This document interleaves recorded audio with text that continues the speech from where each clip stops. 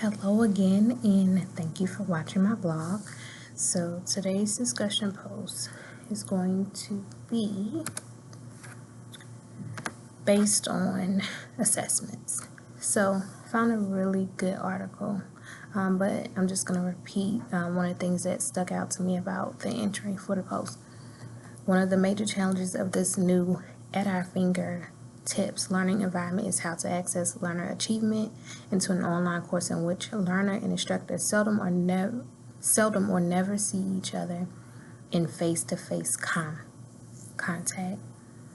The assessment must be authentic as defined by Wiggins, Bridges, and others, and must be effective in that it measures learning, engages the learner, is integrated into the learning process, and promotes further learning. The assessment paradigm developed as a result of this study will be a step forward. So the articles I've seen basically discuss the assessments we used in further years, maybe about 10 years ago, 2003 up until 2016, which is what this study is based off of. And this study talks about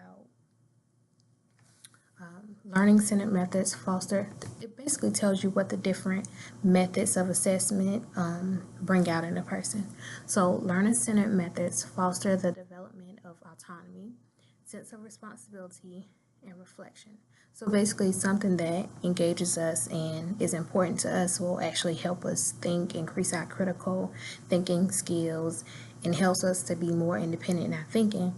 So not only are we just repeating information, we're actually learning the information, we're retaining the information, we're getting something out of it. It also says, and learning-centered methods also influence the ways in which students look at their own learning, basically becoming a part of their learning. Also, it says, however, non-traditional methods do not always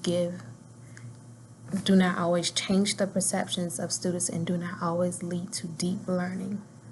And for me, those are tests that are pretty much, well, I like multiple choice questions, but that depends on what I'm studying about. So say, for example, if I'm taking a real estate test, then of course I would prefer the multiple choice answer. And that mainly because it's a lot of different information that I'm trying to retain. It involves math, it involves different things about real estate law. So for that type of test, it needs to be multiple choice. You also have open-ended questions. You have written assessments. And you have true and false answers. So it's either this or it's either that right there. And going back to this article, Students' Approaches to Learning, Martin and Celio, may be influenced by assessment methods and assessment tests. Also, a wide variety of methods should be used. So instead of using one method like one fits all and it doesn't, you should do a variety of methods, and that just depends on your learner. For me, if I'm given a lot of information, in order to retain it, I typically do a summary and I read for answers, and I go to the back of the book, and I'll do the quiz at the end of the book because that helps me retain the information. So if I'm just reading off the information, and like for our class, we have discussion board and we have the peer reviews. So you read through the information and you're able to put you're looking at your perception on things, which helps you remember what it's supposed to be about. So for me, it really is student centered. So you have to look at the content that you're using, the type of information that you want them to receive, and then base the assessments off of what type of test, what type of class it is, what you want the student to learn. Because I know now I see kind of like a push towards remembering information where students, their critical thinking skills are not as engaged because there's so much that they want the students to do. Is kind of like just pass this test, pass this test, pass this test. And for my niece who's in the 6th grade, when I look at her information, her teacher will be like, this is what you're doing today. Come back, we'll review it tomorrow, because they have so much they have to review.